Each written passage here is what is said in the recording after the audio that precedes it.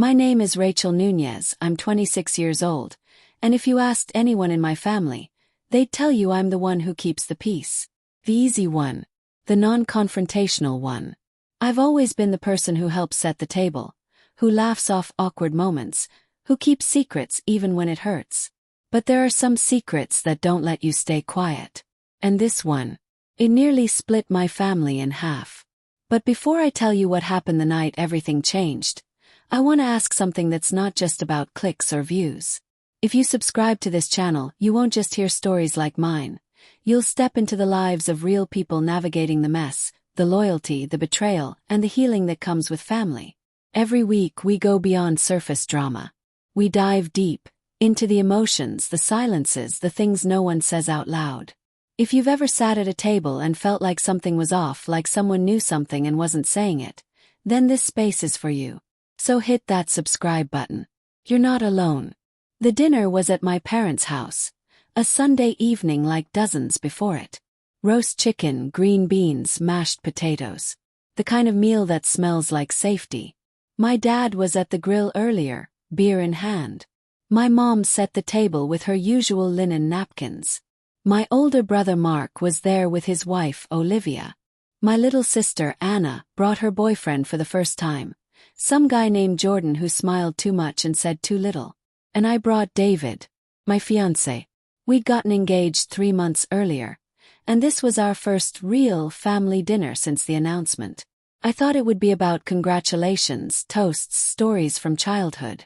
I thought maybe my mom would pull out the photo albums or my dad would do his usual embarrassing Rachel used to eat Play-Doh speech. It wasn't. Something was wrong the second we sat down. No one said anything at first, just the clatter of cutlery and the hum of the air conditioner. David tried to break the silence by complimenting the mashed potatoes. My mom smiled too tightly. My dad didn't look up. Mark kept checking his phone. Olivia stared at her wine like it had something to tell her. I caught Anna looking at me with an expression I couldn't read. Sympathy? Fear. 10 minutes in, my phone buzzed. I glanced at the screen. It was a text. From Anna. Get out. Don't speak. I'll explain later. I read it twice. My chest went cold. I looked at her across the table. She didn't move. She just stared at her plate like nothing had happened. I felt David's hand brush against mine under the table. Everything okay? He whispered. I forced a smile. Yeah. But inside my stomach turned. I excused myself to the bathroom, my heart pounding in my throat. I shut the door, locked it, and texted her back. What is going on? She didn't respond. Texted again. Anna. Tell me. Nothing. I stared at myself in the mirror. Something wasn't right. And then I heard it. Voices from the dining room. Whoa. Urgent. My dad's voice. Then Mark's.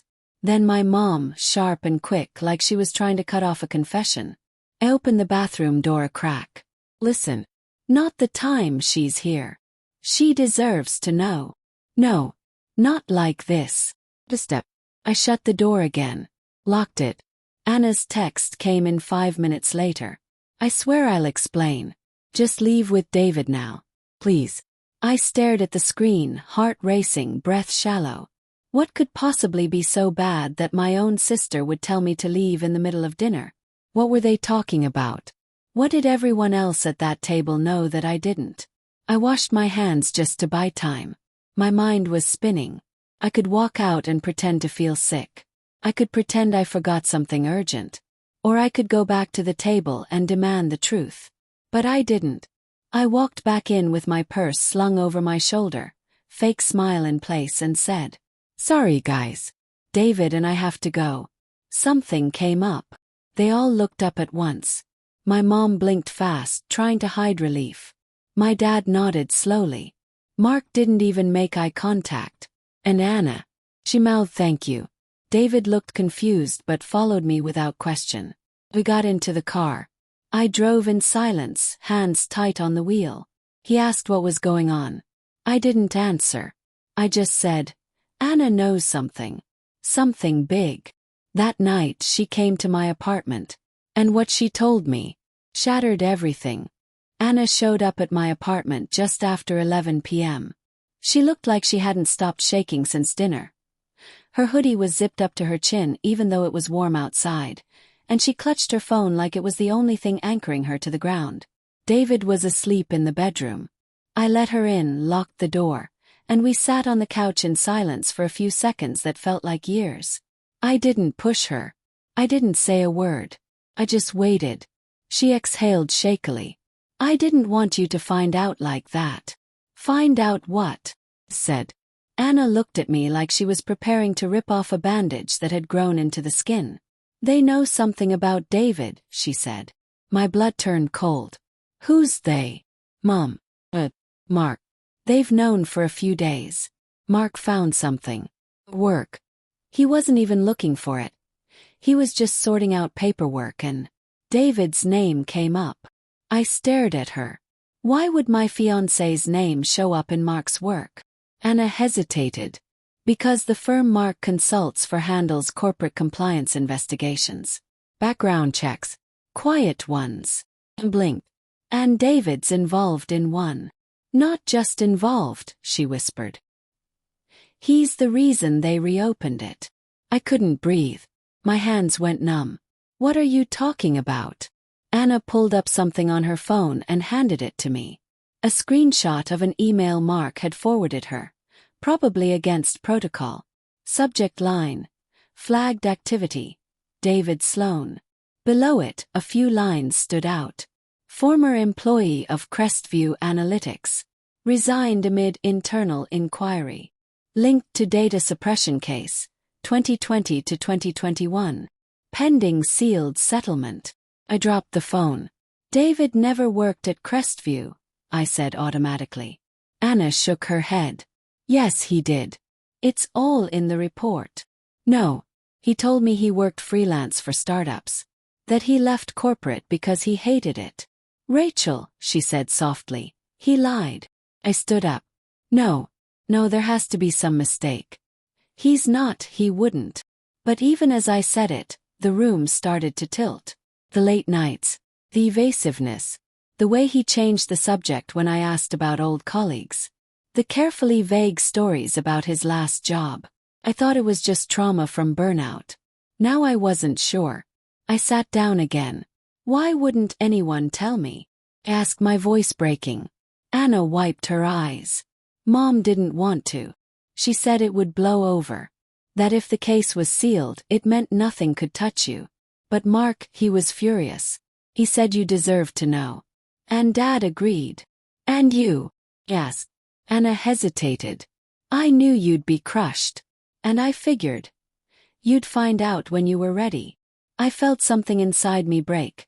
Some part of myself I had wrapped around David like armor. All the little moments I had doubted him came back in a rush. "I trusted him," I whispered. "I know."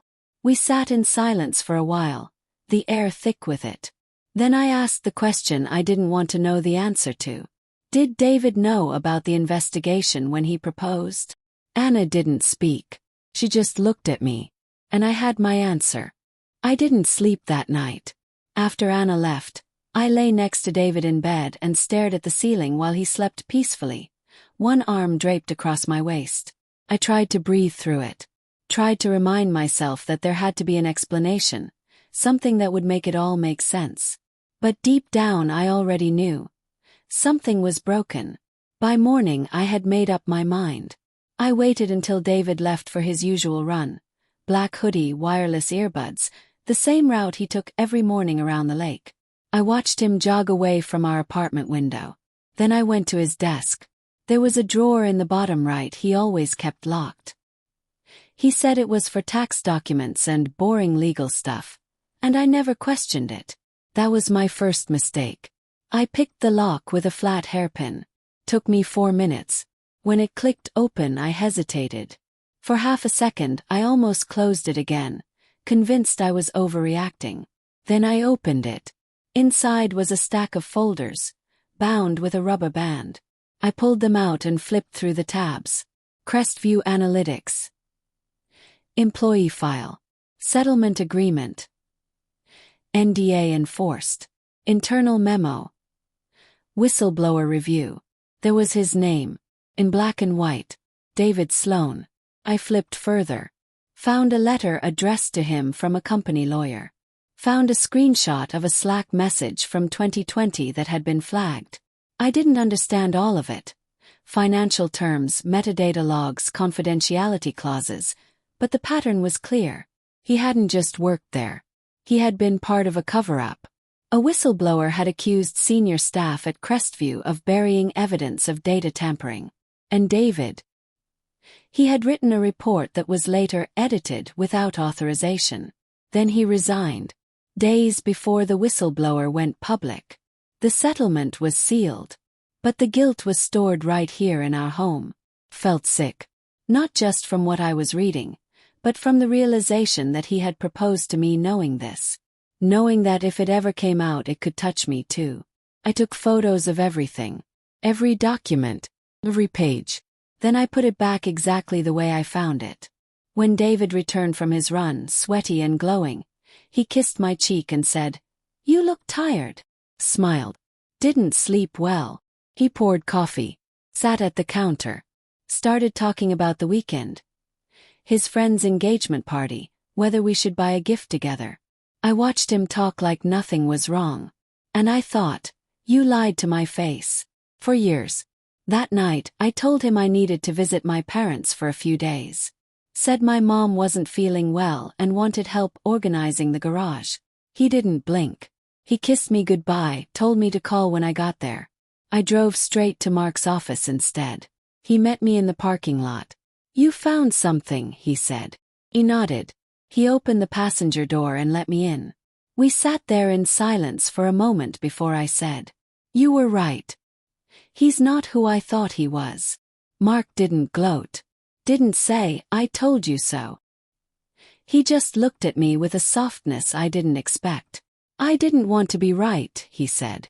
"I just didn't want you blindsided." "I was already blindsided," I said.